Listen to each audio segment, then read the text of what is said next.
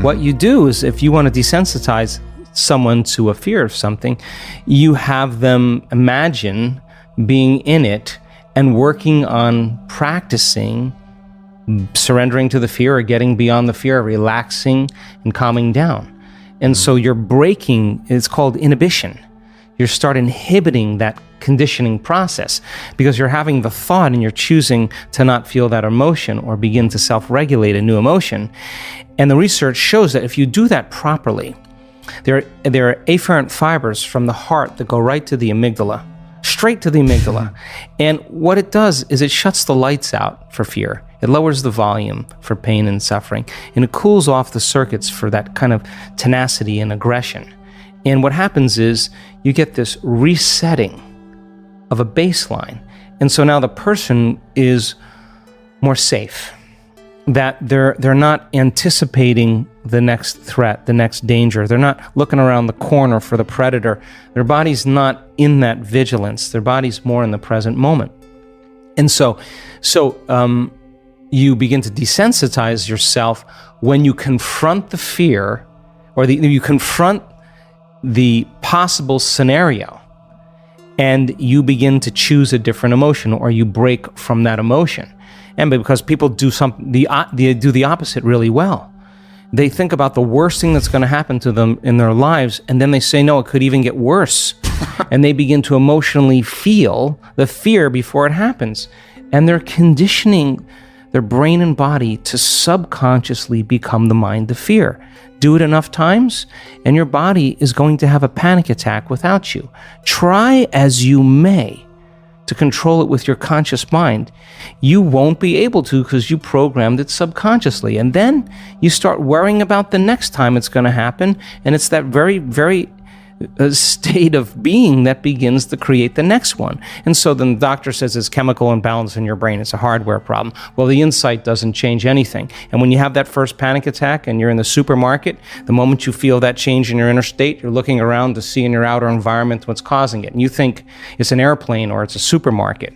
And so then, you take the drug, but the drug doesn't heal the condition. In fact, you'll still stay away from supermarkets or airplanes. So then it's a software problem. Your father was overbearing, was a perfectionist. He was really hard on you. So now you have the insight. My father was overbearing. Does it heal it? No. So then you go to the psychic. The psychic says that you were burned at the stake in the 1500s. You were a charismatic Christian in the south of France. Oh, yeah, now you start reaffirming, yeah, this is why I am this way. Or Mercury's in retrograde. Really? 93 million miles away, some planet is controlling that's what's reason for my fear. People will come up with all kinds of reasons, but sooner or later, you're going to have to confront yourself. We have hundreds and hundreds and hundreds of brain scans of people who have had anxiety and that just don't have it anymore. These are professionals. These are dentists, engineers. These are nurses, people that really were struggling a great deal with it. You cannot be anxious if you're in the present moment, and it's just a skill. So I think that we can use it in a positive way. Yeah. Or what am I going to do if I feel that? I mean, we have activities in every one of our week-long events where we know that people can do brain and heart coherence. We got the scans to prove it, and then we say, okay, now that we know that you can do it, let's go 38 floors up on the hotel and let's rappel off the side of the hotel. And this is not about an adrenal rush. This is actually about the opposite. We got heart rate monitors on them, and this is the moment. This is the moment when you're standing up there. Can you breathe? Can you stay in your body? Can you relax? And the more you rehearse, I always say to them, what are you going to do when you get up there? Because if you don't know what you're going to do, you're going to throw a program in there and you're going to get fearful and go unconscious. But if you can stay conscious and you're reviewing what you're going to do and you start practicing, you're priming your brain and body for that experience. So what's the significance of that? Overcome that in brain and heart coherence, you'll walk into your life and you'll use the same thing in the same circumstances when you're faced with fear in your life, and you won't be gripped by it.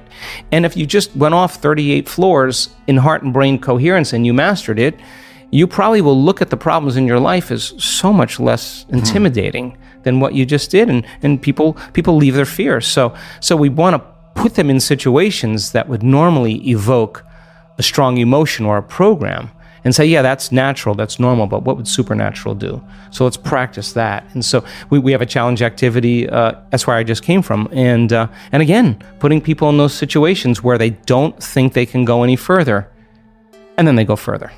And that's what we want them to do, because going further means they're going against thousands of years of programming, thousands of years of fear and conditioning. And when it happens, they're liberating energy. And that's available energy for them to heal with. That's available energy for them to create a new life with. 70% of the time, people live in survival, live in stress. And that invisible field of electromagnetism that's surrounding the body, that resource of energy, is going to be squandered into chemistry. And every time you react, the field around your body shrinks a little bit more, and you become more matter, less energy, more particle, less wave. And then the hormones of stress cause you to narrow your focus on the cause. So when you narrow your focus on the cause, you're focusing on the particle in quantum physics, matter, and your senses are so conditioned into focusing on matter that you're beginning to experience separation. So the more I live by the hormones of stress, the more I have separation. There's separation between me and you, and my senses are fooling me into it. But the unified field says there is no separation. So then, if you're addicted to those emotions and they're heightening your senses, that's what they do in survival, and you become a materialist, and your field around your body is shrinking, then you're going to feel separate from the quantum field, and it's going to take a long time for you to create what you want, because you're separate from the field, and you will be matter trying to change matter. So the moment you begin to activate this center, this is our connection. This is our first connection to the unified field. The moment energy moves into this center, and we've measured this, the field around the body expands, and once there's energy in the heart, guess where it goes? Straight up to the brain. The heart acts as an amplifier, and literally begins to increase energy in the brain. So now, once that field begins to expand, and you get beyond, you take all of your attention off your body, off the people in your life, the things you own, place you need to be in time itself, and you become pure consciousness, and you take all of your attention out of this three-dimensional reality, out of the known, and you start putting your attention on that field. There is a technique that we teach to do that, and you begin to feel connected from that field. Now, the faster the frequency, the higher the emotion you feel, the shorter amount of time it's going to take for it to appear in your life, because the faster the frequency, the closer you're getting to oneness and wholeness. So then when you teach people how to get beyond all of the elements in this three-dimensional reality and begin to open their heart, that frequency is their connection to the field. The moment they open their heart, they become more energy than matter, more wave than particle. And now that becomes the amplifier that begins to generate a whole new set of thoughts, a whole new consciousness. And that heart center then makes us want to serve, makes us want to take care of one another, to inform one another, to help one another, to give to one another, to heal one another. That's what creates unity. We know this to be the case. We've taken 1,000 people in a room. We've set 50 people in the front of the room wearing HRV monitors, heart rate monitors, and we've told the entire audience to move into heart coherence and brain coherence and have the intent for the greatest good for the people sitting in the front of the room. In a matter of seconds, all their hearts go into coherence at the exact same time, in the exact same day, in the exact same meditation. They're being influenced by energy, and their autonomic nervous system is being entrained to a new frequency. So imagine then, you begin to change your energy, you begin to affect many people in your life. Fear is an emotion that separates you from love, wonderful experiences, and your intuition. Embrace yourself and send love to your inner part that is feeling fear. Then use the powerful tapping against fear. It has freed so many people from fear. Keep tapping this little sequence until you feel released from fear. Be connected to your feeling of fear while you are tapping. I wish you a wonderful release from your fear. Each point will be tapped for 30 seconds. I will stop the seconds for you. Let's start together. First, tap under the eye, in the middle of the bone that is just under the eye.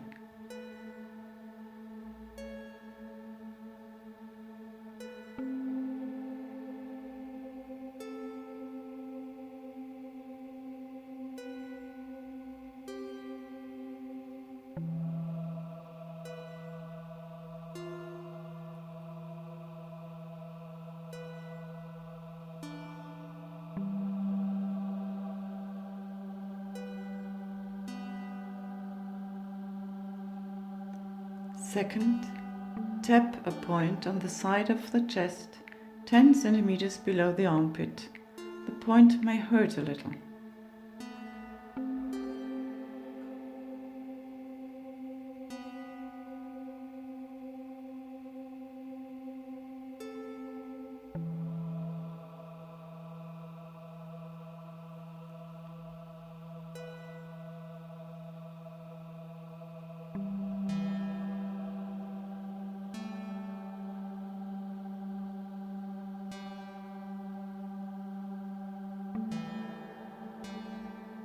Third, tap in the dimple on the side of the large bone sternum, below the collarbone.